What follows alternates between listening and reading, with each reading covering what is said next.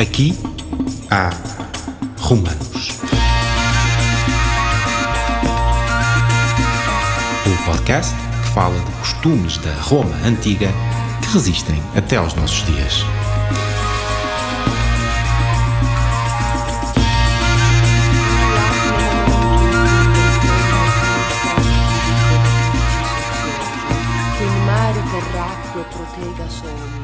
Então, muito boa tarde, bem-vindos a mais um podcast que tem como tema Aqui há Romanos. E o tema de hoje, desta máxima Aqui há Romanos entre nós, é o teatro clássico, não é? E o meu nome é Lídia Fernandes, sou coordenadora do Museu de Lisboa Teatro Romano e naturalmente que um dos temas de eleição para este podcast não podia deixar de ser o teatro clássico, não é? Já que a máxima do próprio museu é o palco mais antigo de Portugal. E, portanto, quando me lançaram este desafio para fazer um podcast aqui há Romanos, é claro que as primeiras pessoas que eu me lembrei foram, naturalmente, devido aos variadíssimos projetos de colaboração que temos tido desde há muito, a Luísa Ortigoso e o Beto Covil. Olá, Lídia. Olá! Muito obrigada por terem vindo. É um prazer. Obrigado a nós pelo convite. São muito conhecidos, quer a Luísa, quer o Beto. A Luísa Ortigoso tem uma carreira muito longa de atriz, não vou dizer há quanto tempo, mas estreou-se em 1979 na Companhia de Teatro de Almada, fez trabalhos antes, fez muitos trabalhos a partir daí, não tendo parado nunca, e participou em múltiplas peças de teatro, em variedíssimos projetos, quer de caráter televisivo, em séries, filmes, em telenovelas e, sobretudo, em teatro. O Beto Covil desenvolveu diversos trabalhos enquanto ator no Brasil, de onde é originário, e tem de igual modo uma longa carreira enquanto ator, mas de igual modo como encenador. Conta com uma longa lista de trabalhos em teatro e em cinema, quer em Portugal, quer no Brasil. Bem-vindos, agora que está a apresentação feita, mais uma vez. Muito obrigada por nos querer aqui. A vossa vinda aqui e o convite que vos fiz tem a ver com a colaboração com o Museu de Lisboa Teatro Romano.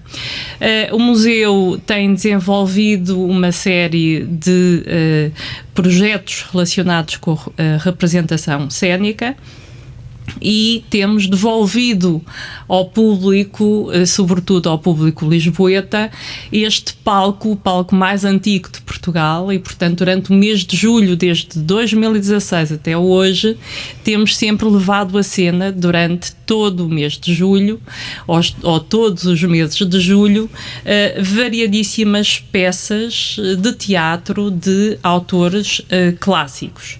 Iniciámos em 2016 com A Paz de Aristófanes, pela Companhia Mais Um, que no ano a seguir, em 2017, trouxe O Misantropo, de Menandro. Depois as produções independentes fizeram um mixte de vários clássicos sob o título Não Nasci para Odiar, que é aliás uma frase de Sófocles. Édipo, Cegos que guiam cegos, também de Sófocles, foi levada à cena no Teatro Romano de Lisboa em 2019, aqui pelo Teatro Livre, em que entraram ambos, tendo o Beto como encenador. Depois, em 2020, também o Teatro Livre, com a Luísa e com o Beto, a Medeia de Eurípides. Depois, em 2021, com a encenação de André Morraças, Antígona, de Sófocles, e nos dois últimos anos, em 2022 e 2023, tendo como encenador e em alguns casos também como ator Joaquim Horta, que nos trouxe um poeta não grego, ou um dramaturgo não grego, mas latino, Plauto, do século II a.C., a Cásina, em 2022, e a Comédia dos Burros, em 2023. Ora bem, depois desta longa lista, já longa lista de peças de teatro e de nomes de dramaturgos gregos e latinos, pergunto-vos, primeiro à Luísa, porque é sempre primeiro à senhora. Com certeza. Faz algum sentido encenar os clássicos hoje em dia? Faz todo sentido. Até porque, independentemente da época, as emoções básicas humanas não se alteraram. E, portanto, o homem, enquanto homem, não se alterou muito. Não se alterou muito, infelizmente. Mas as emoções básicas humanas são as mesmas. Portanto, independentemente do tempo e do lugar, existem conflitos humanos que são importantes e estes clássicos são um pretexto para também falarmos desses conflitos humanos, do ódio, da ansiedade, do amor, da guerra, enfim, seja do que for, consoante o autor e a peça, mas tudo isso faz sentido hoje em dia. Portanto, não é que estejamos a falar de algo desconhecido, porque... Ou seja, as preocupações no século V a.C., podemos quase dizer que são as preocupações do homem de hoje, dadas as devidas diferenças, sim, não é? Com certeza. Eu acho que conceitos como a ética, por exemplo, que é bastante discutida no Édipo, a ética hoje em dia, o que é ética na política? Porque o Édipo, além de tudo, é uma peça política, fala-se do governo da cidade, portanto, e da crença também, né? Então, a ética na política, a ética na religião, como nós vemos Deus, como eles viam Deus naquela altura, o homem sempre querendo acreditar em alguma coisa. Hoje nós estamos nesse mesmo dilema, portanto, eu acho que essas coisas, elas são comuns, porque tem a ver com o ser humano, não propriamente com a época. Exato, sim, sim. Varia um bocado por aquilo que nos circunda. Na altura poderia se falar, olha, quando eu estava andando naquela carruagem aconteceu isso. Hoje não tem sentido porque ninguém anda de carruagem. E aí está também um desafio de fazer os clássicos hoje, torná-los compreensíveis e acessíveis a todas as pessoas que vão ver. Sim. O teatro livre, e devo dizer que quer a Luísa, quer o Beto, trabalham nesta companhia de teatro, Teatro Livre Royal, não é? Royal Companhia Teatro Livre. Exato, pronto. Mas tem uma forma, o Beto tem uma forma de encenar as peças muito agarrada aos textos, não é? Portanto, há uma recriação que procura ser realista. É uma abordagem, não é? Podem existir outras abordagens, não é? Mas essa é uma abordagem que têm feito. É uma opção nossa, principalmente porque hoje, quando se fala em teatro clássico, aliás, quando se fala em teatro em geral, nós temos um problema de público hoje em dia no teatro, né? Sim. As pessoas pensam, eu vou ao teatro, que chatice. Quando se fala em peça, é verdade, infelizmente é isso. É verdade. E as peças clássicas também, quando se fala num clássico, as pessoas já pensam, eu vou lá para ver 3 horas de um texto que eu não compreendo. Não faz sentido hoje em dia fazermos uma peça de 3, 4 horas, que na verdade, e até mais, alguns desses textos clássicos até se estendem a mais do que isso, com uma linguagem que o público não esteja habituado, não chega, aquilo que a gente quer passar não chega. Portanto, para mim faz sentido reescrever, pegar a essência da história, tentar o máximo possível ser fiel ao autor, mas ao mesmo tempo torná-la interessante, torná-la acessível a quem está a assistir. Eu lembro perfeitamente que no primeiro ensaio geral que a Lídia viu do Édipo, a Lídia terminou e falou, isso está muito bonito, Beto, gostei, mas tem que tirar 20 minutos da peça. Exato. Pois foi. Aquilo, todo o elenco olhou para mim, eu olhei para a Lídia e sorri, porque falei, claro, Lídia, vamos conseguir tirar 20 minutos da peça. Ou seja, estão a dizer que eu não sou nada diplomática a dizer as coisas. Não, porque é uma coisa prática, nós não podemos ter uma peça ali com mais de 2 horas. Porque mais nós de temos uma. Mais de uma, sim. Uma hora. Mas por quê? Há um horário, né? Ali nós temos que nos conter dentro daquele período que a gente pode atuar, sim. por causa da luz, do dia, Da rua. da Sim. rua, dos barulhos da rua e da vizinhança. Sim. Portanto, realmente, e tem toda a razão. E Sim. falou de uma forma muito diplomática. E ali eu sorri e falei, ok, da Mas manhã muito já tiro. perentória também. Claro. ser, Mas tem que ser, Lídia, tem que ser. E nós conseguimos tirar 20 minutos da peça. Sim. Não foram 20, negociamos, eu consegui Sim. tirar 10 minutos da peça, ela ficou com 1h15. Mas é isso, o desafio está aí. A Sim. gente conseguir passar a ideia da história, tentar ser fiel à história, porque a história em si é uma história, as histórias em si refletem uma forma de pensar da sociedade, então é certo que a gente tente manter essa ideia, mas com um tempo reduzido, Sim. para chegar às pessoas e que a linguagem seja mais simples e acessível. E de qualquer forma, o mesmo texto pode ser feito por pessoas diferentes, sob diferentes pontos de vista. Claro. Que isso também é muito interessante, porque podemos pegar num texto como a Medeia, por exemplo, e ir, ou como o Édipo, e ir só para a questão do incesto, e reduzir A história a isso. a isso, ou podemos ir mais além, na nossa perspectiva, obviamente, podemos ir mais além e tratar de questões que hoje em dia são pertinentes também, que é as crenças, a cegueira humana, a fé em Deus e os absurdos que as pessoas fazem porque tem uma fé em Deus, que é bonito, que é louvável, que é respeitável, mas até que ponto a nossa fé pode nos levar a cometer crimes ou nos fazer coisas que moralmente não são aceites, que é o caso da história do Édipo. Sim. Né? Então, portanto, os pontos de vista variam. E isso Portanto, também é agradável de se ver. Sim, a perspectiva pela qual agarram a história, não é? Exato. Pode ser muito diferenciada, muito diversificada, e isso depende dos atores, mas sobretudo do encenador. Sim, claro. Exato. E também há, digamos,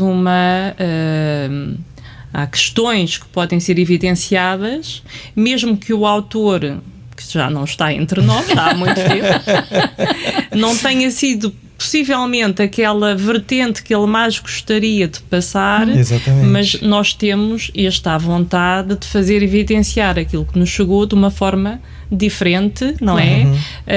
Personalizada, de acordo com aquilo, com a mensagem principal que nós queremos passar. Exato, não é? é isso mesmo. Portanto, não temos de levar tudo à letra. Há uma aproximação distinta porque a nossa sociedade é distinta, os nossos problemas são distintos e estamos no século XXI, quer gostamos, quer não. Exatamente. Dar aqui um pequeno à parte em relação ao teatro. O teatro romano de Lisboa, portanto é o único teatro musealizado, escavado parcialmente que existe em Portugal. Existe um outro mais tardio, em Braga, que não está escavado, ou totalmente escavado, e que não está à vista, mas o Teatro Romano de Lisboa, construído nos inícios do século I, situa-se numa zona histórica da cidade, entre duas ruas, numa zona de dormitório, e portanto temos enormes constrangimentos, quer em termos de ensaios, quer em termos do próprio espetáculo, não é? Portanto, não podemos de repente pensar que temos ali uma sala de espetáculo, que não é, já foi, mas atualmente é um sítio arqueológico onde ocorre teatro, não é? São duas coisas distintas, portanto, o número de espectadores que leva, as condicionantes que temos, tudo isto complicam a encenação e as opções que o encenador adota. Implica também a própria atuação dos atores, não é? Porque não tem um palco grande, tradicional, não é? Ainda por cima o palco que está à disposição tem um degrau, o que é sempre conveniente em qualquer palco, não é? Haver um degrau a meio. Mas é mágico. É mágico. É um sítio mágico. Mas isso eu vou deixar mais para daqui a pouco. Daqui a pouco. Mas dizer que, ao contrário daquilo que existia em época romana,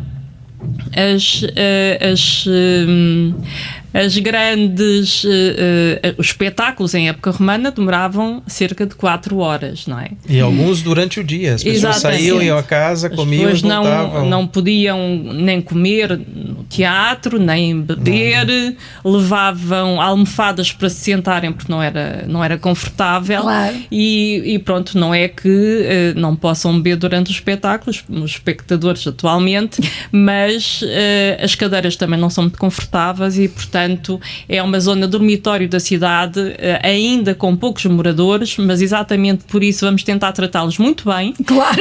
E, portanto, as peças de teatro ocupam somente 1 hora, não é? Exato. 1h10, assim, mais ou menos, pronto.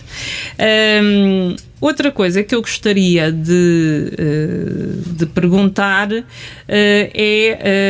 pronto, o teatro clássico é o que nós fazemos durante o mês de julho no Teatro Romano de Lisboa, mas esta colaboração do teatro convosco tem passado por outras coisas. Nós fazemos muitas atividades e, por exemplo, a última foi na ceia da Lupercália, em que deram um cheirinho, digamos assim, de uma peça clássica, não é? Portanto, a Lupercália é uma ceia romana que nós fazemos no Teatro Romano, portanto, uma ceia à romana, apenas com alimentos romanos, confeccionados um bocadinho à romana, onde entra aquele bem conhecido molho de garum, que entrava em cerca de 90% ou 95% das receitas romanas, e, portanto, vocês fizeram uma pequena apresentação durante 1/4 de hora, mas também têm feito outras peças no Teatro Romano. Eu lembro-me de uma que me marcou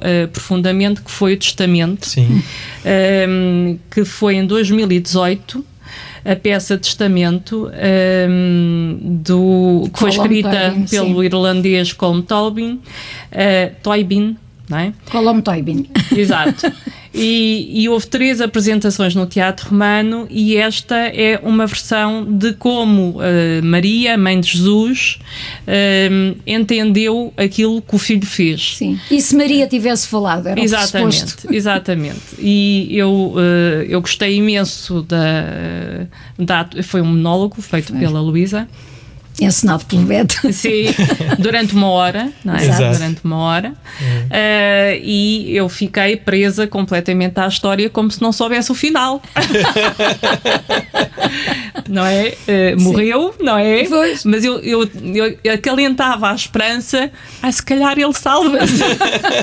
Se calhar ela tem uma versão diferente. Exatamente, como se não soubesse o fim, não é? Pronto, e isto é uma magia, não é? Que é dada pelos atores e pelos encenadores. E por falar em magia, era esta a outra pergunta que eu vos queria fazer. Eu lembro-me que nesta peça do Testamento não havia praticamente cenário nenhum. Porque aquele sítio de facto não exige cenário, e ele próprio é um cenário. É um cenário. E durante os muitos ensaios que decorreram na altura em que participaram, que levaram à cena estas várias peças, sobretudo a Luísa, mas também o Beto e todo o elenco que entrava, mas sobretudo a Luísa dizia: este sítio é mágico, acontece ali alguma coisa a meio que ficamos presos. É mágico, realmente. É um sítio mágico. E tudo o que fazemos ali tem um impacto em nós especial, realmente. Não sentimos, e aliás as encenações do Beto ali são sempre despojadíssimas em termos do espaço. É o espaço que serve o espetáculo e não temos nunca elementos de cenário, não temos de cenário, não há necessidade, porque não há necessidade disso. Sim. Procuramos tudo ali. Porque o espetáculo é pensado usando aquele cenário. Exatamente. Aquele cenário é mágico e ali dá para nós construirmos aquilo que a gente quiser. Porque aquelas pedras falam. É isso. Para além de sujarem toda a gente, porque vêm sempre todos cheios de pó, não mas é? Isso é o pó de pedra, mas de qualquer maneira faz parte e é maravilhoso. Eu sempre que trabalho ali... É um lugar que impõe muito respeito. Sim. Para nós atores nos dá uma energia. O mesmo respeito que nós temos pelo palco, ali parece que o respeito aumenta ainda mais, porque nós temos o cuidado e a preocupação de estarmos a atuar num sítio arqueológico. E isso também nos diz muito, porque nós temos que preservar esse tipo de ambientes e valorizá-lo. Levando a arte para ali, a gente valoriza, mas ao mesmo tempo a gente tem que aprender a conservar. Exato. E nós temos todo o cuidado, porque a gente percebe, desde que a gente se conheceu, todo o cuidado e todo o apreço que a Lídia e os seus colaboradores do Museu de Lisboa Teatro Romano têm por aquele sítio arqueológico. Isso embute em nós também uma presença, uma forma de estar diferente, que nos exige uma disciplina que nós também temos no palco, mas é diferente. No palco a gente pode encostar aqui, arrastar ali, subir não sei aonde. Ali não. Ali é um sítio que nós temos que conservar e com todo o carinho e respeito tentar manter para que as gerações futuras também consigam desfrutar do espaço. Aliás, quando passamos à fase de ensaios em que vamos, como nós costumamos dizer, para as pedras, agora vamos para as pedras. Há todo um aviso à navegação que é: nesta não se pode pisar, ali não se pode ir, tem que se caminhar por aqui. Pronto. E mesmo assim nós não nos sentimos de forma alguma restritos. Constrangidos. Não nos sentimos. De todo. Apenas temos a atenção e o cuidado de realmente não danificar nada e sempre preservar. Isso pois é muita história ali. É muita história, é um peso muita enorme. História. E há muito trabalho ali. A Lídia, melhor que ninguém, sabe o trabalho que dá para manter, né?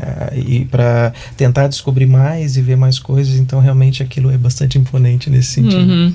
E só se conserva e só se protege aquilo que se conhece, não é? Exato. E, portanto, levar o teatro clássico ao teatro romano é uma forma de divulgar e de as pessoas conhecerem com o objetivo final de protegerem este sítio. Exato.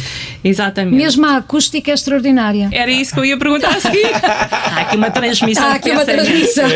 A acústica é extraordinária naquele local. Sim. Porque ali ninguém usa microfones, né? Exatamente, coisa nenhuma. Não há maquinismo nenhum. E há certos sítios em que se uma pessoa sussurrar, se ouve perfeitamente. Isso. Perfeitamente. É maravilhoso isso. Sim. Os senhores dessa época sabiam disso. Claro que sabiam. E ali só está uma pequena parte do teatro. Sim, exatamente. De um terço. Mesmo assim, a acústica é maravilhosa. É maravilhoso. Eu vou só contar aqui uma história que ocorreu, já não sei se foi na Medeia, se no Édipo, quando houve uma procissão. Na estreia do Édipo. Na estreia do Édipo, no dia da estreia. Maravilhoso. Havia uma procissão que era uma novena. Exatamente. Então, nós estávamos a falar dos deuses. Foi logo no começo da peça. Logo no início da peça. Sim. E começamos a ver. Eles vinham a rezar. Primeiro começo eu a ver. Pois foi. Nós estamos de fora, não é? Vocês estão a atuar lá em baixo. Portanto, quem está em cima, e portanto, os funcionários do teatro estão todos cá em cima, de repente começámos a vir pela Rua da Saudade, pelo lado nascente, começámos a ver uma quantidade de pessoas vestidas de preto, com umas capas, algumas. E com umas velas. E com velas. É maravilhoso. Mas uma coisa estranhíssima. Eu que trabalho ali há imenso tempo, nunca tinha visto aquilo. Nós sentimos um murmúrio, mas depois tudo se fez silêncio, porque as pessoas quando passavam no passadiço, quando iam no passadiço, iam caladas. Exato, só com as velas. Com as velas. E eu estava com o meu Tiresias cá atrás e olhei e disse: bem, isto é poderosíssimo. Será que a Lídia encomendou aquilo? Uns figurantes. Mas houve gente que nos perguntou: aquilo são figurantes? Que vocês... Sim. Não, foi só para hoje. Porque não, foi só para a estreia. Foi só para a estreia.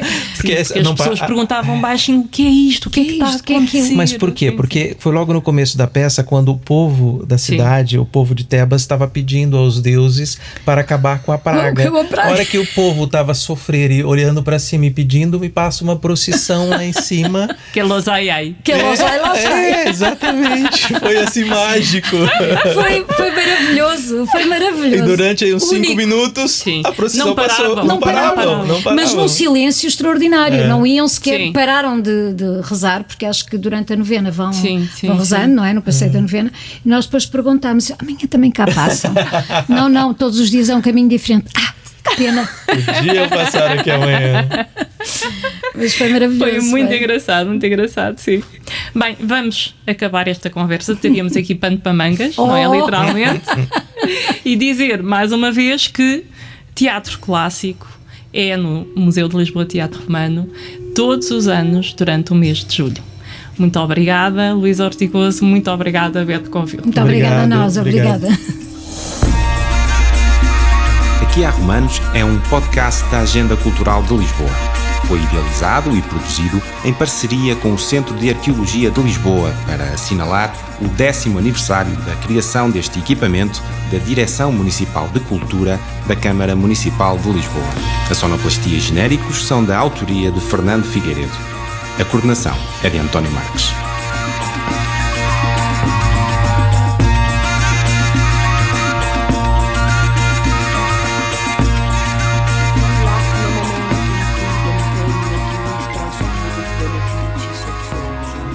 Mare terracque protega somnes, e de pulsis vite procelis, salutare.